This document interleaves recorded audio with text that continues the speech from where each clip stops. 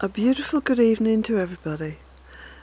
It's getting on for 7 o'clock here at Bealtaine Cottage, and it's been the most beautiful day, and I'm going to show you the sky because yes, it really is that shade of blue. It is amazing. So I've been doing all kinds of work. I've been cleaning up my kitchen and tidying up. I've been sweeping off the veranda. Sweeping is a lovely, lovely chore to do.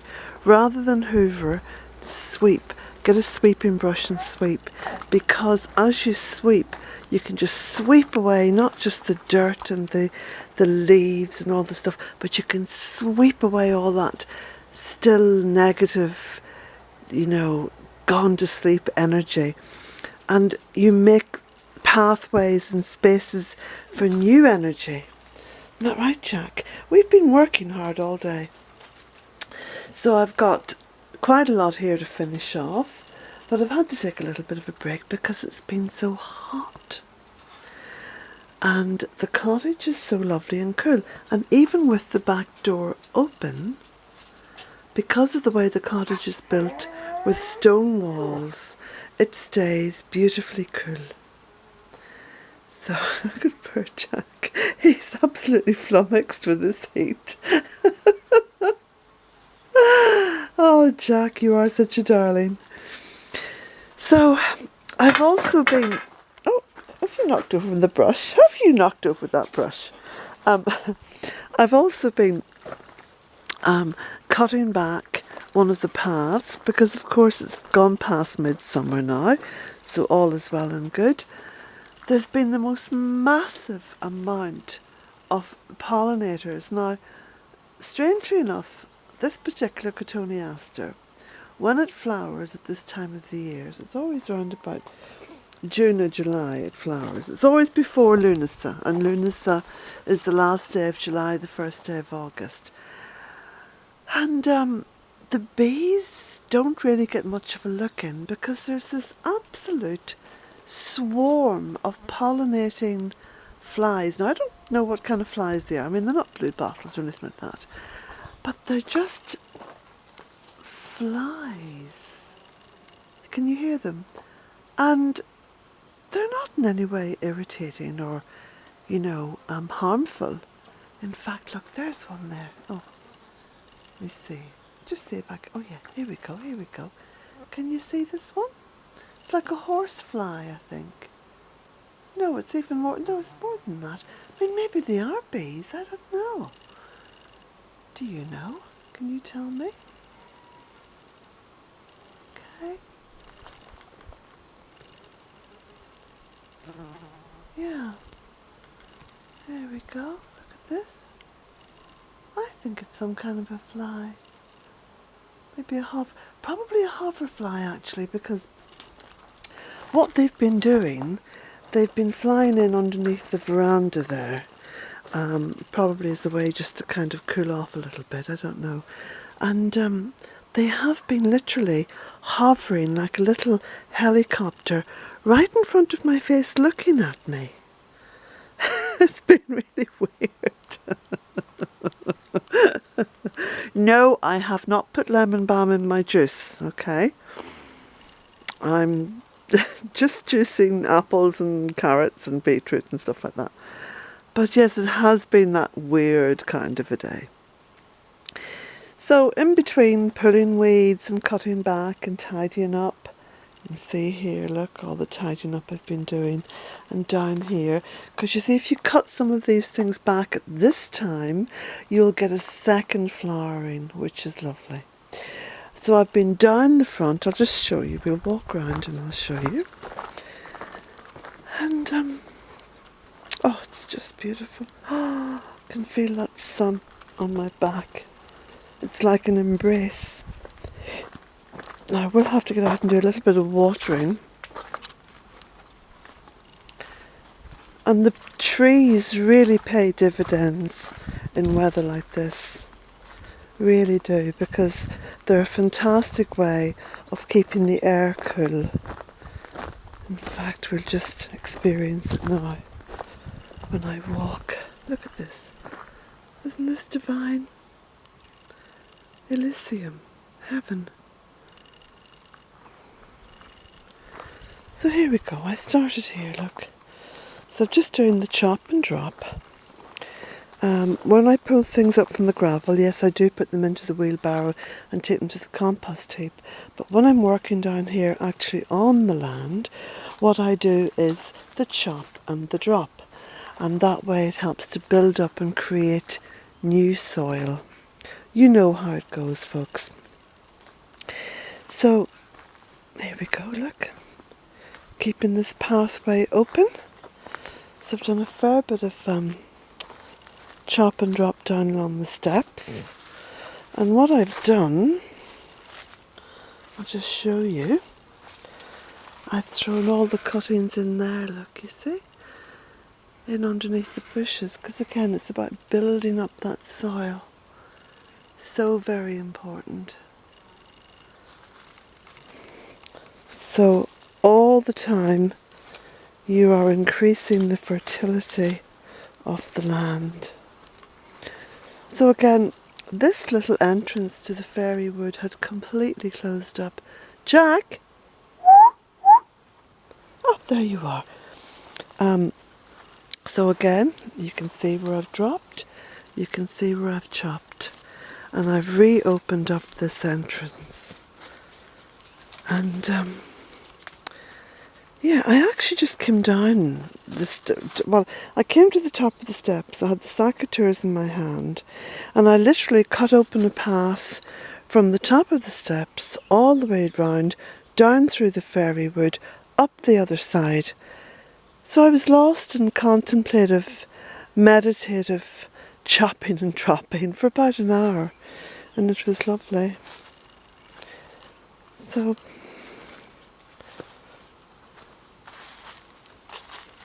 here we go, down, down, down into the fairy wood.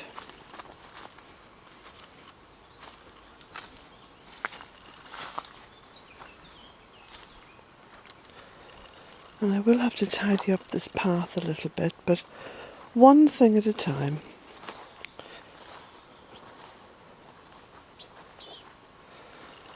Now I've actually got a student coming tomorrow. So there's a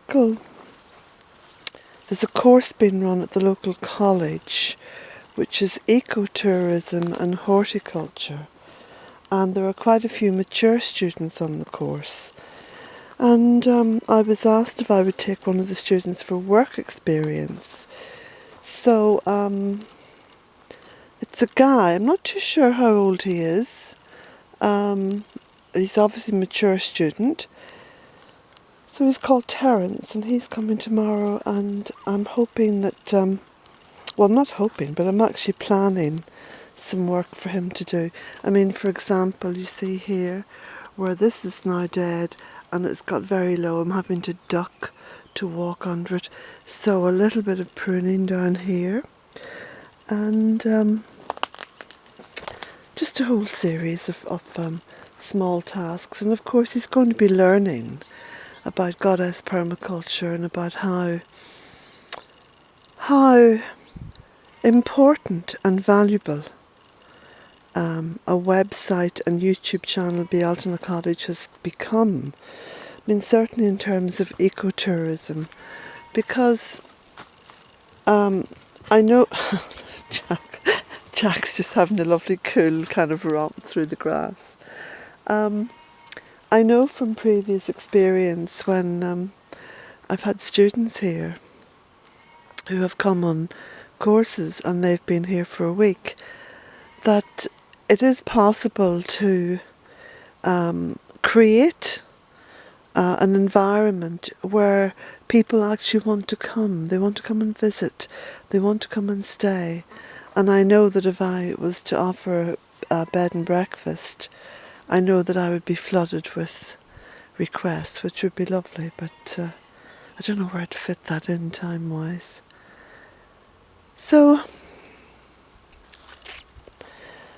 some nice things happening next week, and I'm hoping then next weekend, fingers crossed, to get up to Oma to see my brother Phelim and his wife Brenda, because I haven't seen them now for months and months, and it would be lovely just to catch up with them. So here we go, you can see I've been clearing this path. So this was the route I took, you can see all the way up here, look, just chopping and dropping. And some of the bigger stuff I've sort of piled up, and it looks a little bit untidy, you know, for a few days, but it soon biodegrades down and creates a lovely mulch that benefits all the other plants. So there we go. I think what I'll do is I'll just sit down here, because this is something that my daughter Cara was saying to me. She said, Mum, you're always on the go. You're always working. Why don't you put chairs here and there across the gardens and sit down at intervals? So here I am now sitting down. Jack says, oh, this is good, because I like sitting here. This is your favourite spot too, isn't it, Jack? Jack sits here because it's on the, I suppose it's the most eastern part of the holding.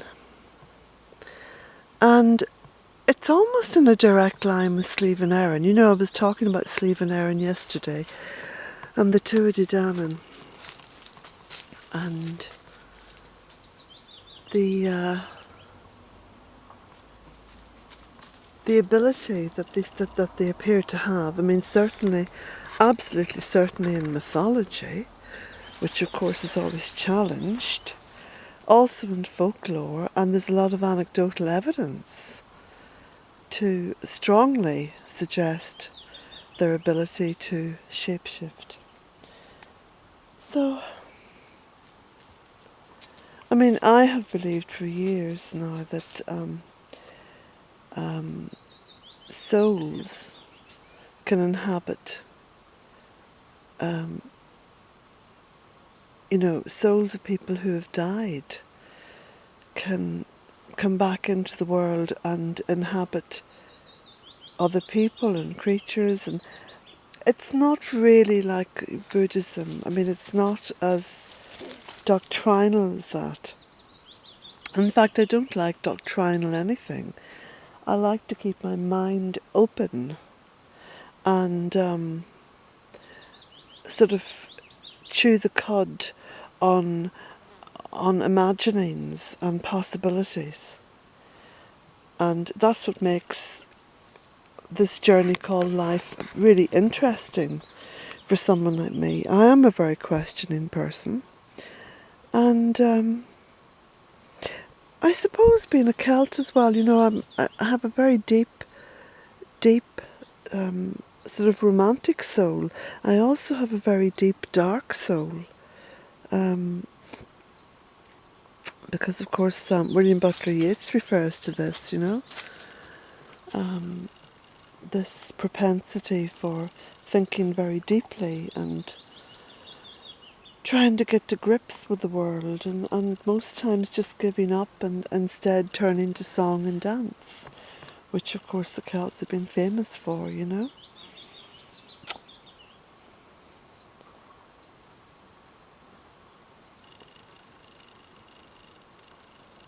It's so beautiful just to sit here. And I was out last night and looking up at the moon, and it was just beautiful. I think there's a full moon. What day is it today? Sunday? I think the full moon's going to be on Tuesday or Wednesday. I'm not 100% sure. I must just check that out. And of course the promise is that it's going to be an absolutely fabulous night of the full moon when it does happen, because the skies are so clear. So we're in for a real treat. So what I will hope to do is make a video on the night of the full moon, because of course it stays light here for very long, so you're able to capture the moon and still have enough skylight to be able to move around and function without carrying torchlights.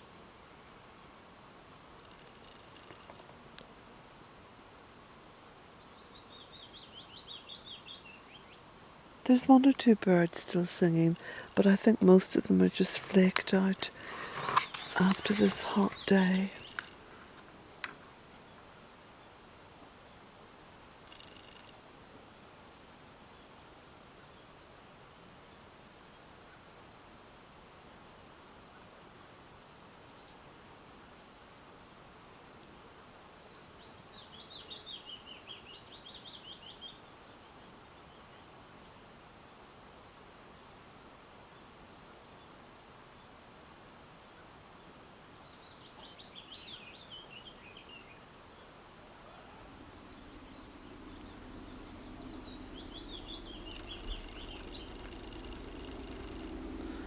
Oh dear, someone started up one of those dreaded mowers. Oh well. That's the thing about living on a hill, as I do. Oh, I've just seen something down there in the woods. Something's moving. What on earth is that?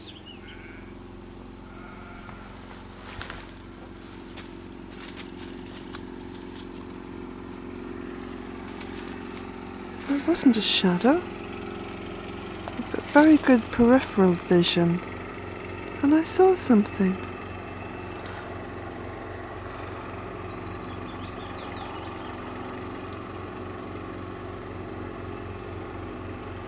Ah.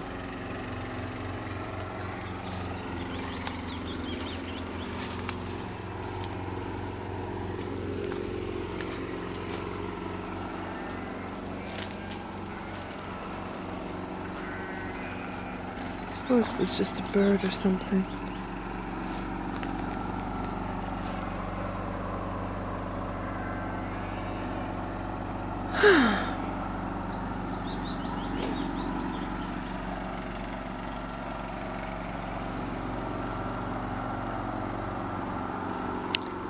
Anyway, we'll walk away from the noise.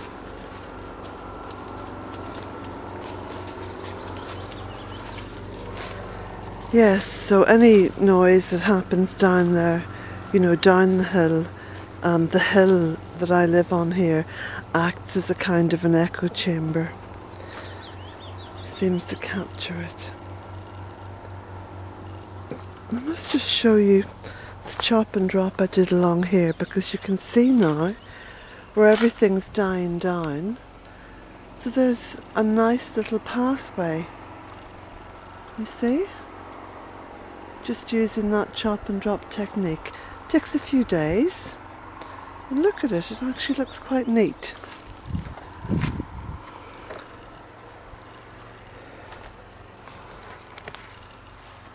There's the Lysimachia punctata, or the yellow loosestrife. So that's come out in all its glory. Oh, sounds like that lawnmower's hit a rock.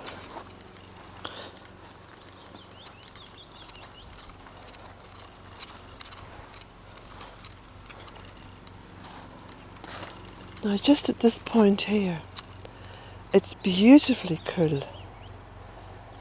Really lovely. Probably about 10 degrees Fahrenheit less than just a few steps back. And that's because there's air circulating through this archway, and as it comes through the archway, because the arch shades it, it cools it down. So as it passes through then onto this side, it's quite cool. I suppose it's not rocket science, is it? Look at all the little midges come out now in the early evening. I don't know if you can see them. Of course the bats will be out then for a feast. Ah, there's that wee cat. Do you know, it might have been her moving about. Might just have been her. Come on. Shh. I'll just call her in. Come on, Beauty. Shh. Come on, Beauts. Come on. Beauty. Come on. Right. I think on that note I'm going to have to go, because I've got other things now to tend to, including getting some food out for Beauty, just to draw her in. And I've got to finish cleaning up my veranda. So blessings to you all. Oh, by the way, I have put a link to what is going to be the continuing journal